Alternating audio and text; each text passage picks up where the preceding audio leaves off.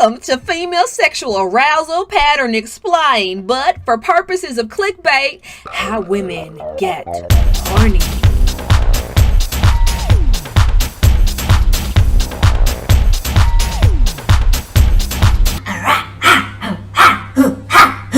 Alright, now that we've gotten that part out of the way, let's dive right on in, shall we? Masters and Johnson created a super comprehensive sexual response model that we're going to use today. It explains the act of sex in 4 parts: excitement to plateau to orgasm to resolution. For today's video though, we are only focusing on the first 2, excitement and plateau.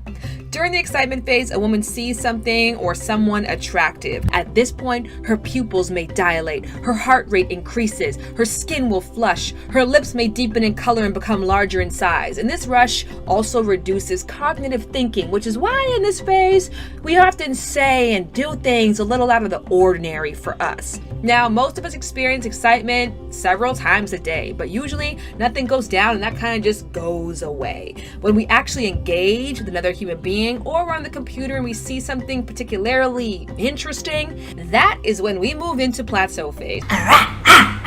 Now, plateau phase is when a woman starts to get really worked up and the glands around the opening of the vagina and inside the canal begin to secrete a dense mucus-like substance. Not so fun fact, this fluid, because it is very dense in nature, is at high risk of carrying sexually transmitted infections and diseases, which is why protection is very important even prior to any kind of penetration.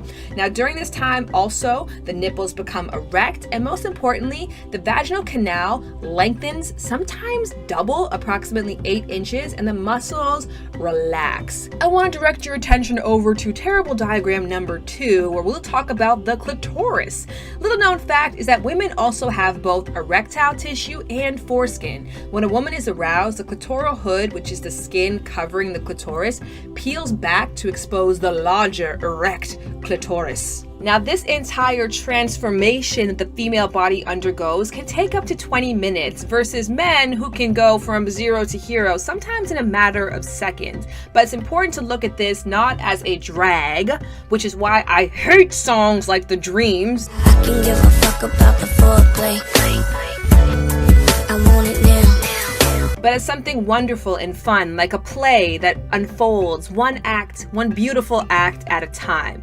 Also, what's super important is if you skip this part, a lot of women complain that sex is uncomfortable and painful. That's right, dry, tight, the cervix is hanging too low. And when sex is painful, it is not desired. When it's not desired, you end up not having a great reciprocal sex life. So now that you guys have the basic facts, I urge you, start asking questions or experimenting with your own body. How does your own sexual response cycle work? How does arousal work for you? How long does it usually take? And what do you need? All of these fun answers to these questions will allow you to get the most out of and enjoy the experience in order to get to the orgasm phase, which we won't cover in this video, but stick around, kids.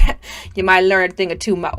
Looks good, smells good, feels good, but most importantly is like her authentic self. Also, you know, I like some soft lips, you know what I'm saying? That also helps. Here's a list of 5 women that I think could get the business on the lips.